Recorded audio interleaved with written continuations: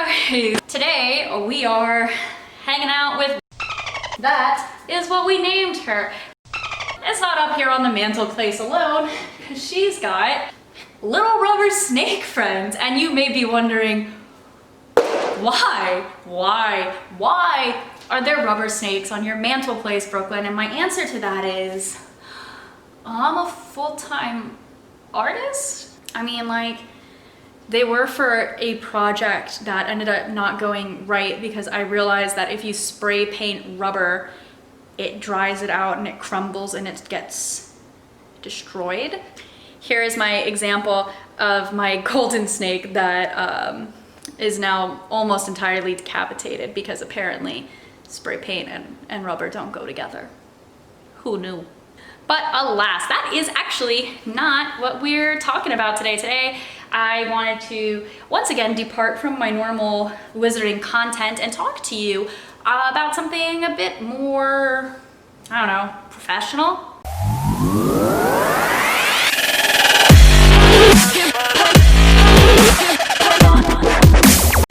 If you have been here since the beginning, that you know that I wrote a book. My very first video was about NaNoWriMo and me starting the writing process on that book, and I have spoken on occasion intermittently throughout videos, and essentially on occasion have also made videos just about writing.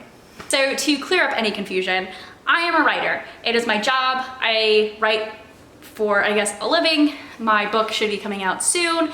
It's fantasy, it's the first in a planned series, and I wanted to talk to you about essentially how to go about crafting a book and getting it ready to be published, or at least ready to be sent out on submission if you have an agent, or if you have it done, how to get it polished up and ready to go if you're going to go the traditional publishing route and send out query letters. So the first bit of advice I would give to any aspiring writer who wants to publish their book would be to obviously write your book. Yes, there are occasions where you could be in the position where you could pitch your book idea to your agent or to a publishing house, and they could pick up that option and you could write it as it's already been picked up. But for most people, especially for authors just starting out, that's not the situation you're probably going to find yourself in. So why I say it's important that you first and foremost write your book and not get ahead of yourself is because if you are going to pitch this book via query letters or send it out on submission or go your own route and independently publish it through your own publishing house that you yourself can set up, you are going to have to, no matter which option you choose, you're going to have to be able to pitch that book at every level of its publication process, as well as be able to market it. Because even if you do choose a traditional publishing route, traditional publishing houses are only going to market it so much. You, as the author, are going to need to do a lot of legwork. So at this point, you're probably saying, Brooklyn, this all sounds pretty obvious. Why do I care? And I want to explain this as, yes, it is obvious. If you're gonna write a book, write the book. But I want you, if you are thinking about doing this, if this is an undertaking that you think that is for you, if your dream is to be an author, the most important thing is to know your story. Nobody else is going to know the story you're telling any better than you.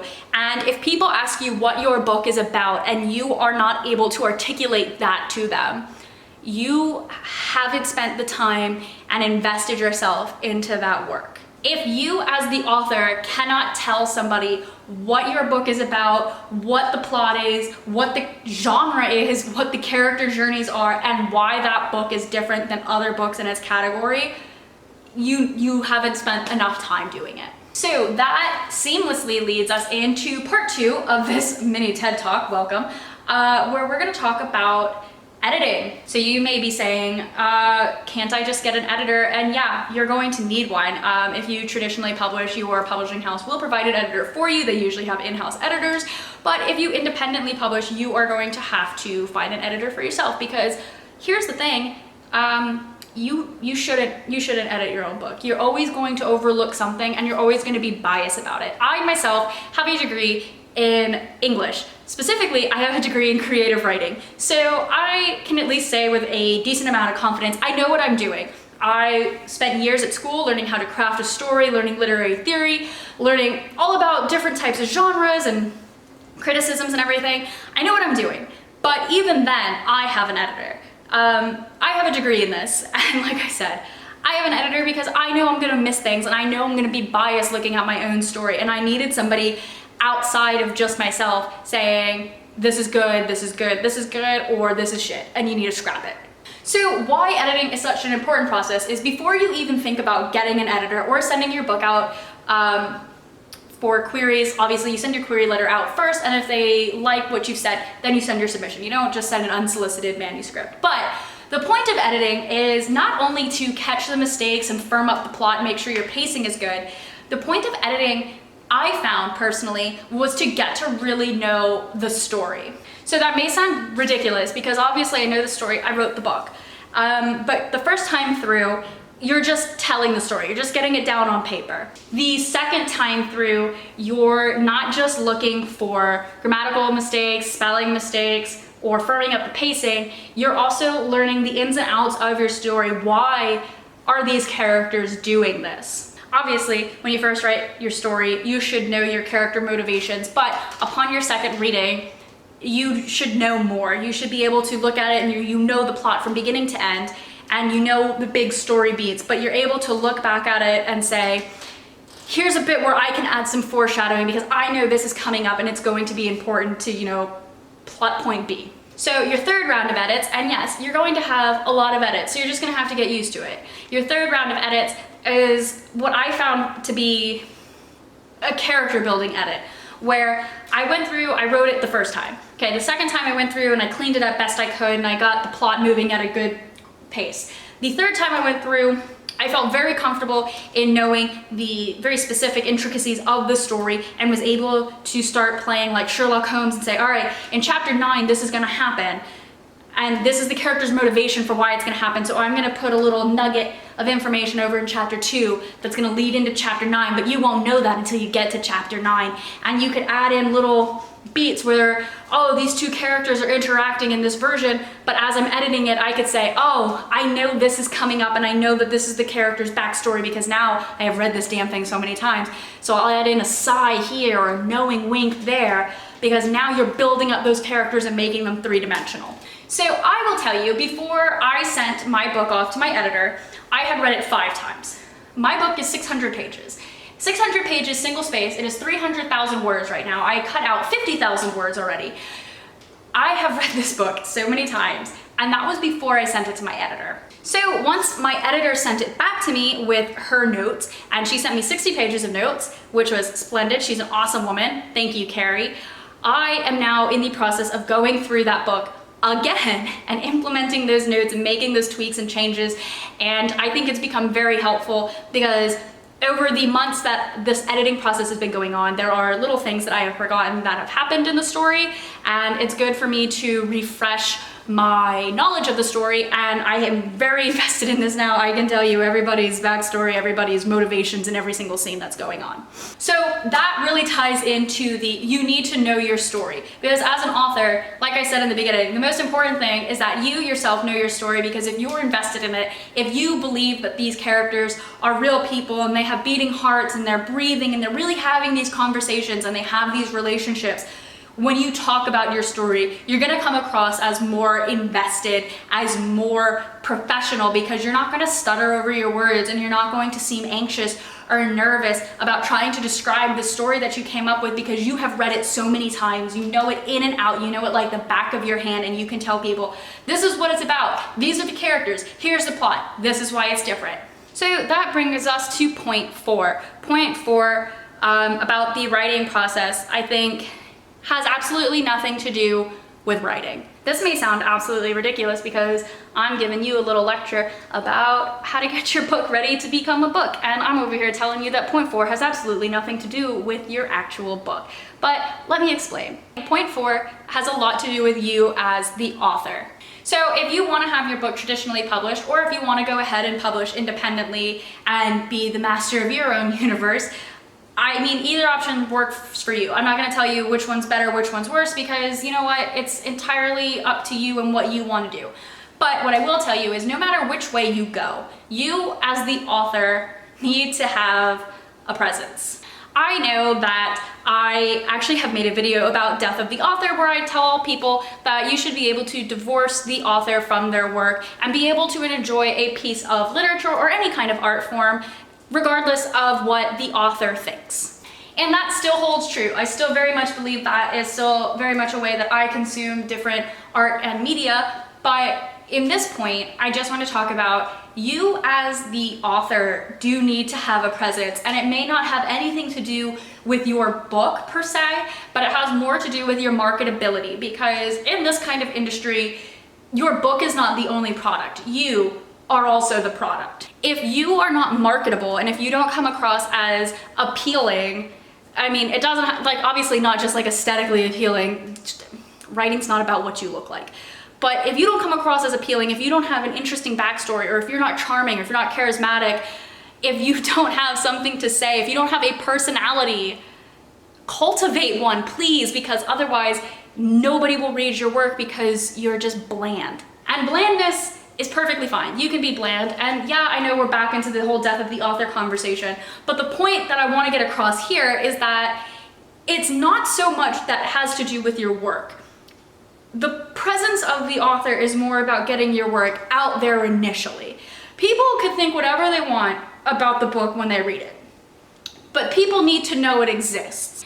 And you may be asking, well, how do I get them to know it exists? And that's your presence. You need to have an author platform, whether it be YouTube or Twitter. You definitely need to have an author website where people can go and learn about who you are, have an about section, learn about what your book is about, learn about, I don't know, are you involved in any literary charities? Do you tutor kids? Do you have an English degree? Are you a doctor of English? Like, that'd be cool. That'd be super helpful for you, actually. Maybe consider that. But the presence of the author is really about who are you?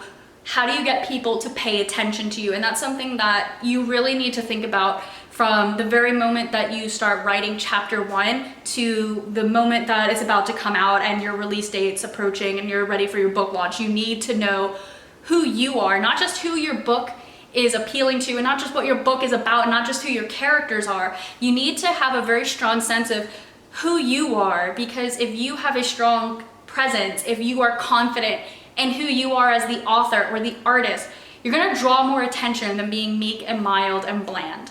I would like to say a caveat to this is maybe don't overexpress your opinions, because I know people like me kind of get turned off by that, because I don't want people preaching at me, and I'm sure you guys don't either. This is very much an instance where you need to be able to walk that line very carefully of, am I being too preachy? Or am I having a personality? So temper opinions on anything controversial. Try to stay very neutral so you appeal to a wider audience. But also very much you need to be aware of, you don't want to blend too much into the background. You want your personality to come across, and you want to be able to be marketable. All right, final point is point 5. So you have a strong sense of who you are as the author, and you have a strong sense of what your book is, who are your characters, what the book is about, who your demographic is. Point 5 is very much just relentlessness. If you want to get your book out there, it's gonna be hard. And I don't wanna be the person who says everybody can do it, you know, everybody can achieve anything they wanna do, because that's not true. You know, I'm currently on the path of achieving what I have always wanted to achieve since I was a little kid. But it takes a lot of hard work and it takes a lot of luck. And I will be the first to say, if you don't know the right people, or you don't network well, or you don't just happen to be at the right place at the right time, the chances are you're going to have to independently publish, and you're gonna have to do the majority of the legwork, and there's nothing wrong with that. But what you need to know as the author, at this point, your book is done, it's ready to go, you're ready for your launch date, you need to just be so dogged about it. You need to get out there, and anybody who will listen to you, you need to let them know that the book is out. You need to let them know who you are. You need to promote your author platform as much as you possibly can.